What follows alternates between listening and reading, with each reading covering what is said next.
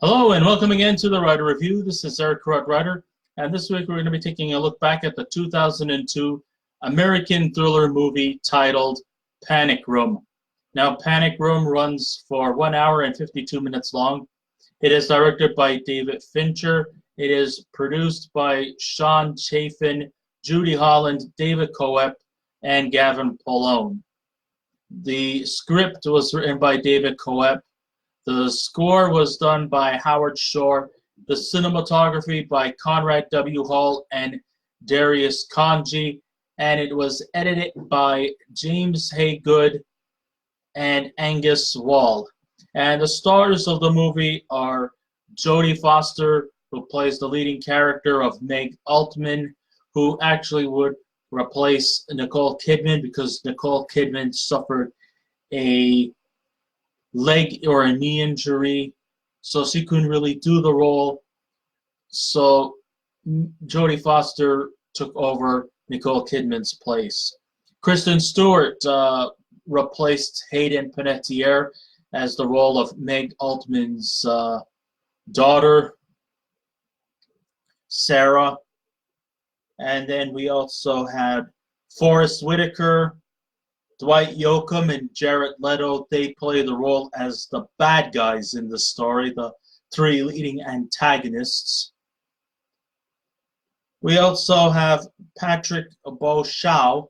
He is the role of, he kind of like has a bit of the thankless role as Meg Altman's ex-husband, Stephen.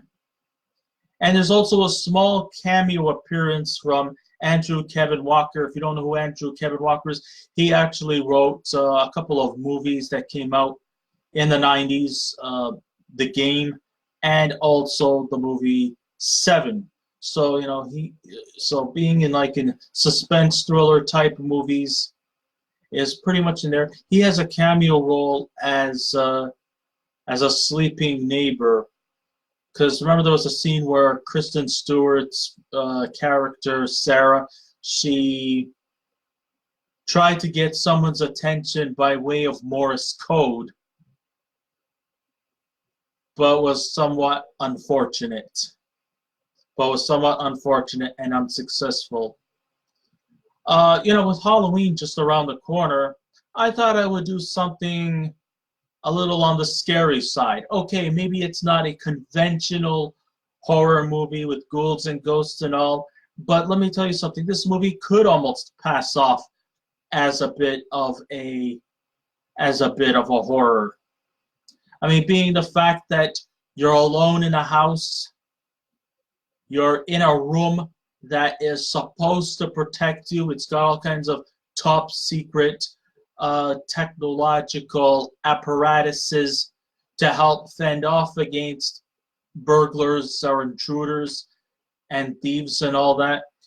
And then you start to realize that the place in the house that's supposed to protect you actually turns out to be the most dangerous part of the house. Okay, maybe it's not like a haunting horror film, but, the fear factor is there. The villains portrayed in this movie are somewhat scary. And the whole idea of people walking into your house late at night can generate some well-to-do intensity that can almost be passed off as scary, even though the movie is not really a horror film. So when it comes to horror-themed movies, Jodie Foster can deliver a fine punch.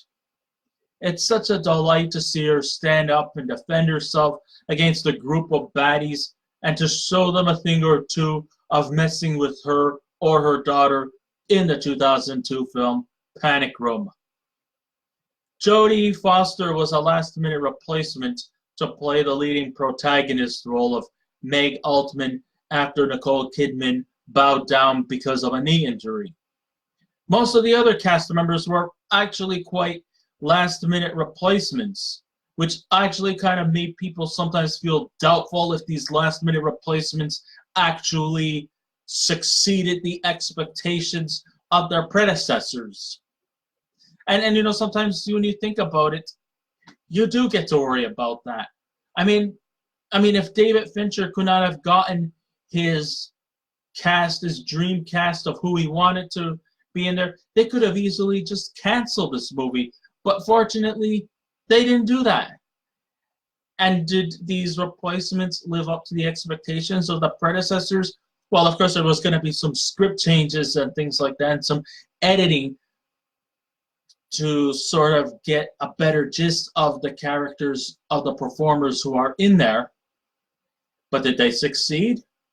I would say they did, to some extent. Kristen Stewart actually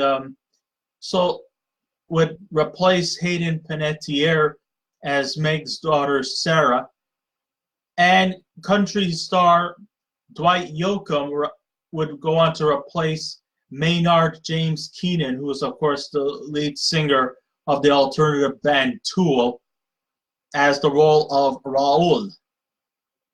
After a 4-year absence from his very successful 1999 film Fight Club, director David Fincher was back, giving his fans a taste of Hitchcock-like suspense that they will likely send shivers down your spine. So if you really want to have some frights, some scares, Panic Room would be the perfect choice. All right, there's no ghosts, there's no ghouls and all, but just the fear of your own home not being fully safety, and the room that is supposed to protect you from burglaries turns out to be the most dangerous place of them all.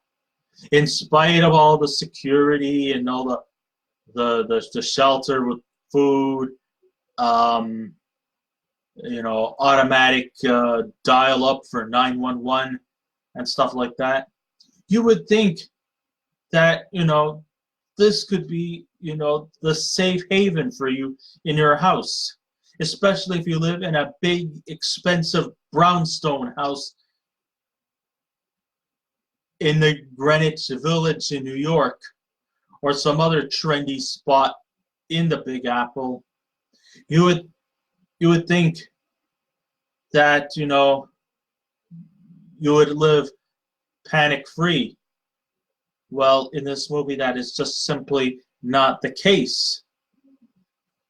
According to Fincher, Panic Room wasn't intended to be as grandeur in terms of cultural provocation, though the suspense remains throughout, and the twists depicted here could come at you unexpectedly. At best, Fincher says it's generally a popcorn flick with relatively no outwardly implications, but a simple story on a quest of survival and protecting the ones that you love. Whether it was Fight Club, The Game, Seven, or Alien 3, but the simplicity actually stems from the script by David Coep. So here we have Jodie Foster starring as Meg Altman, who was recently divorced, and she has full custody of her young pre-adolescent daughter named Sarah, who also, by the way, is a diabetic.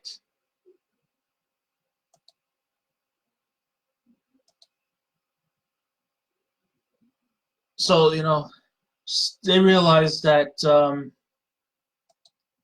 that they think that, you know, this, I mean, sure, this setting is in New York City, but still, you know, no matter what part of New York you're from, no place is safe. Hell, even small town life, no place is safe.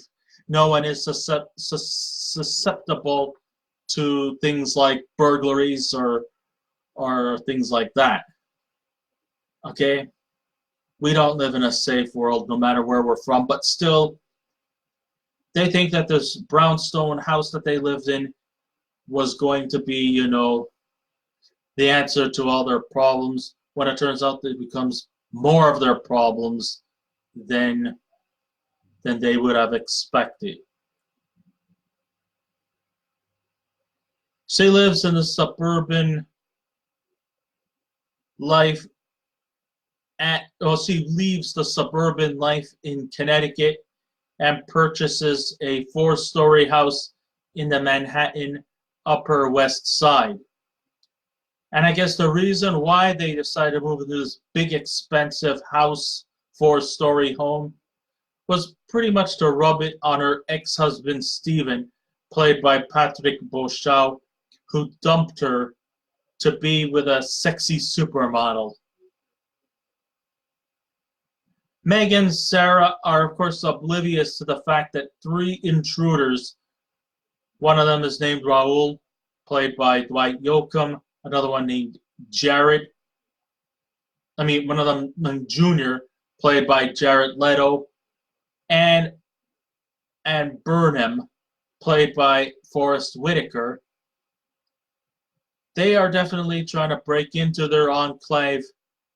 But fortunately, the house is equipped with a panic room that also has surveillance cameras, steel door locks, a phone line.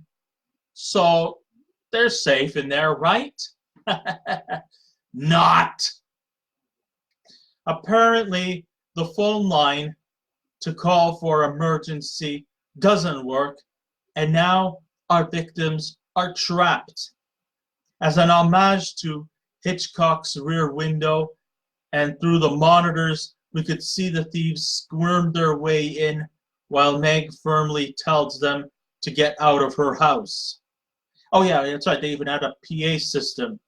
There was even a part where Meg tries to tell them to get out of their house, but Sarah says to be a little more assertive and aggressive. So she actually yells in the PA system to get the fuck out of our houses. Oh, sure, as if that's going to help. But still, I guess, at first they probably thought that this house was abandoned or that no residency was living there. But then they realized, of course, that it's now being occupied. Now, the reason why the thieves want to break into the house is because inside the panic room, there is a whole bunch of stock that is worth practically almost close to the $1 billion mark. And the character Junior, his grandfather was a resident in there. But his grandfather kind of, I guess, disowned him for something. And so he feels that it is his privilege to take whatever it is that they want inside the panic room.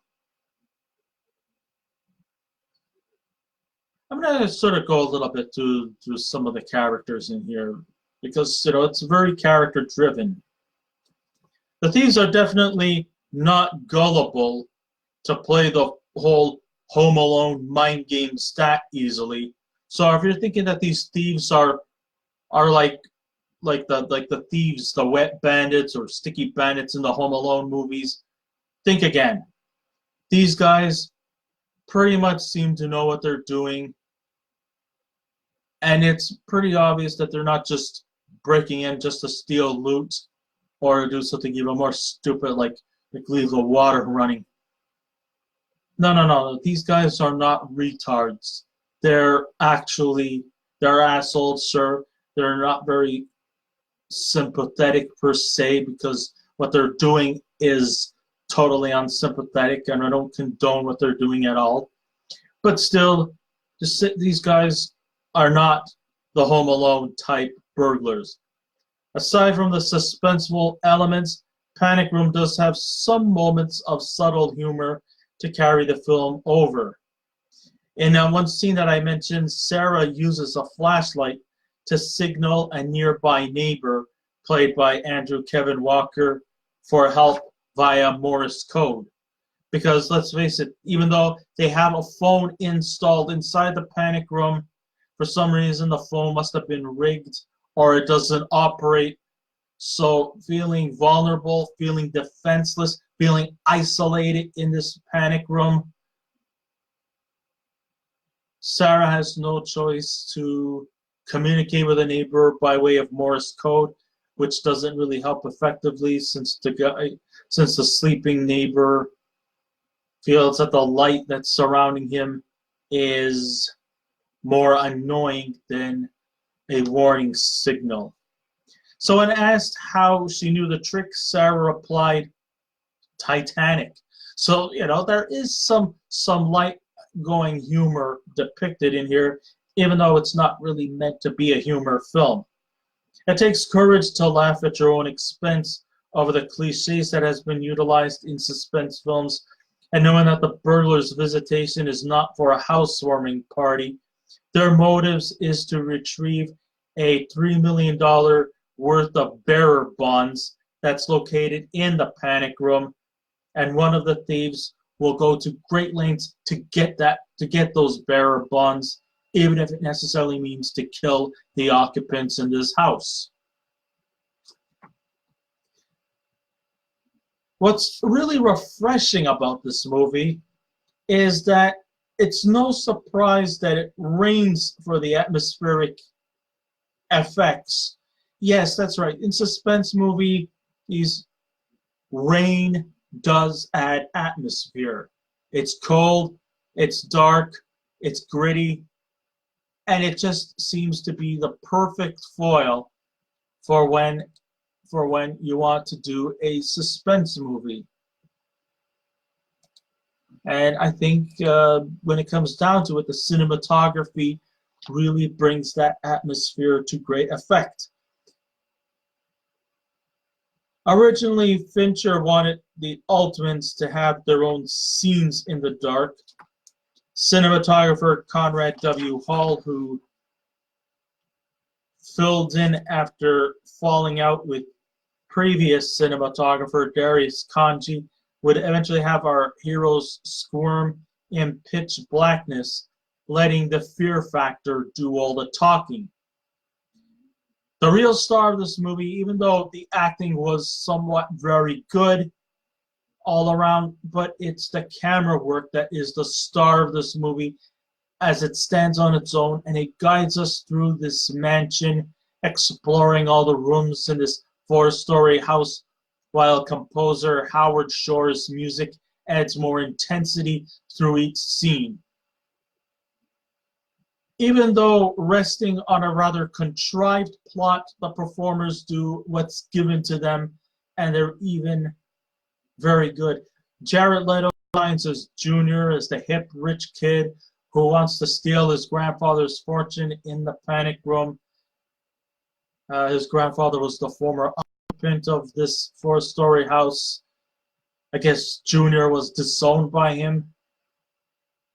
But, he will go through great lengths to get whatever it is he wants. Dwight Yoakam, in his role as Raoul, in most of the movie, he sports a ski mask.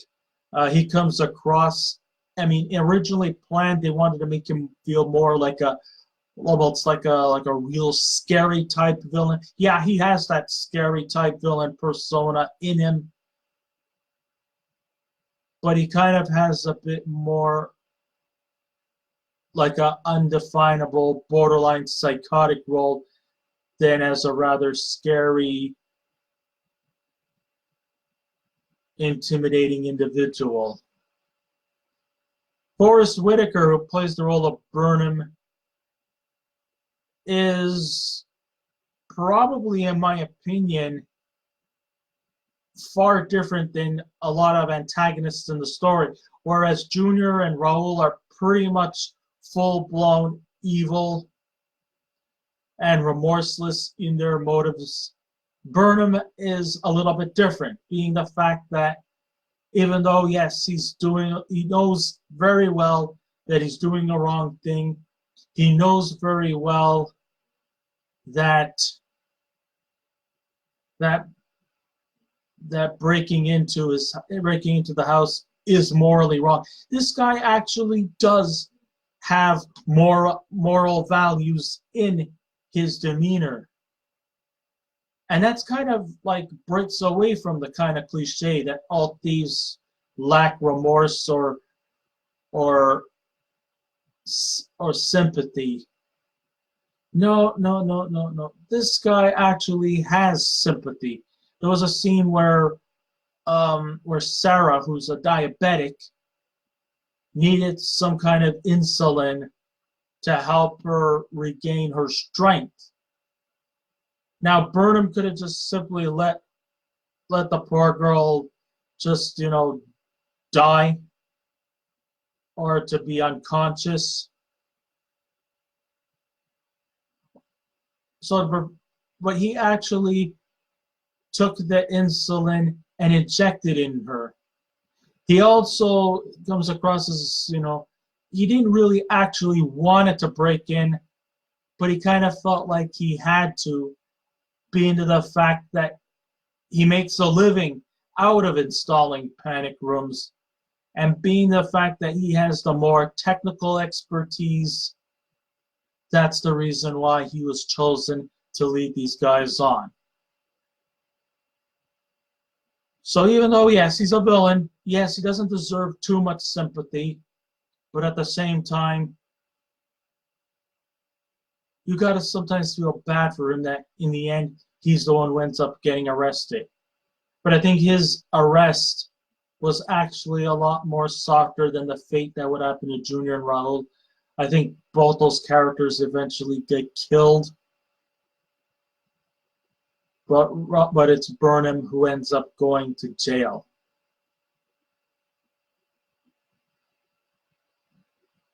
So he's definitely self-conflicted as the thief with some level of inhumanity, even when the scenes become more violent. And there is quite a bit of violence in this movie. I think there was also some scenes where I believe Raul gets hit in the head with a 2x4. He gets knocked out, but then in almost like Home Alone fashion, he actually gets up again. So it's almost like, geez, he should have been a third thief in Home Alone. But instead, it's like, it wouldn't make a difference. He gets hit in the head, and instead of staying down, he gets like right back up again, like, oh, it slowed him down. But he gets back up. The bonding between Foster and Stewart definitely feels genuine, and never once does it feel corny or forced. There's a lot of great natural mother-daughter chemistry between Foster and Stewart. They both come across like they really are out to protect each other. There's even some parts where it feels that Kristen Stewart's character is epitomized more as closer to being the parental figure as opposed to the actual real parental figure, which was Jodie Foster. It was like the teenager seems to know more about self-defense, which kind of like counteracts Jodie Foster's role.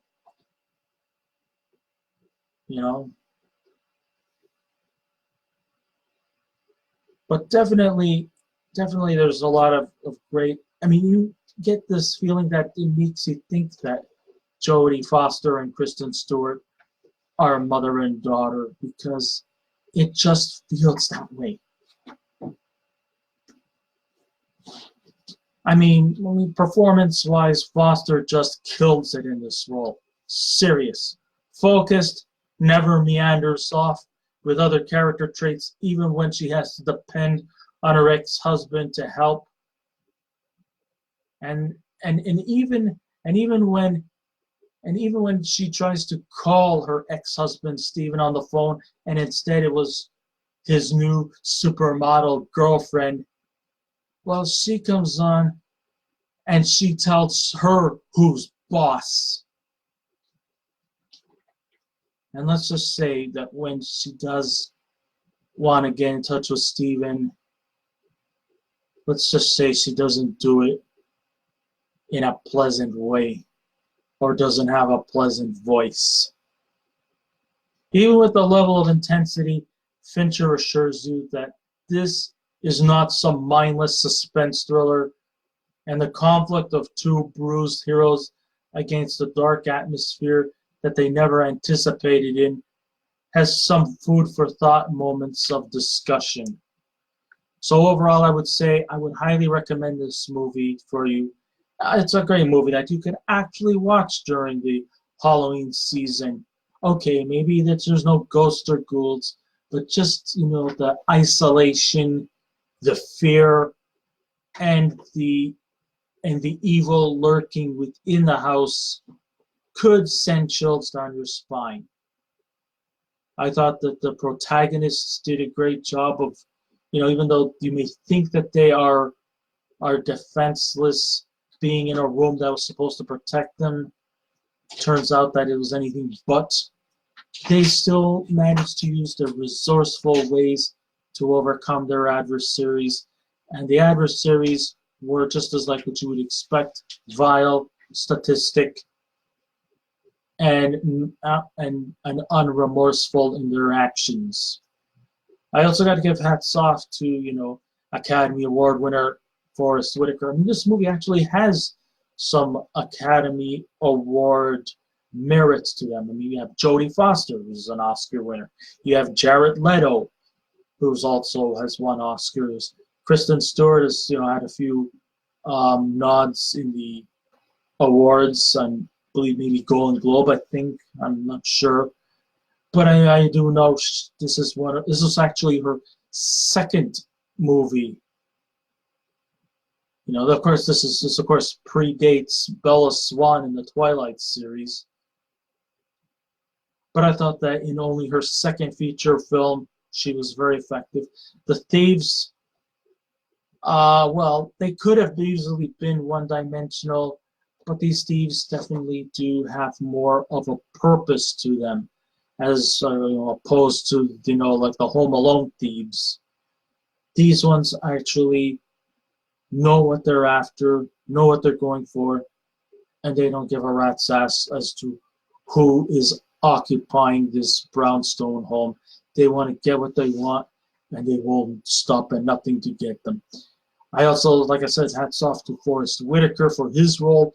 He actually is a thief that actually has a little bit of morals, and I think that's kind of original.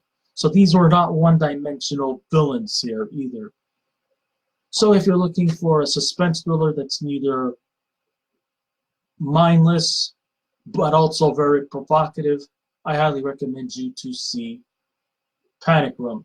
If I was to give a score out of 10, I would give Panic Room an 8 out of 10. So I guess this ends my writer review. Thank you all for listening in. If you wish to subscribe to my channel, please feel free to do so. If you wish to leave a comment, go right ahead. But just remember the 3 simple rules: be kind, be courteous, and please refrain from any rude comments. And we'll be back again with another movie review. So until next time, this is Eric Writer saying, keep watching those movies, and I'll see you around. Goodbye. Good riddance. Come They- on. They heard you. Oh, sorry.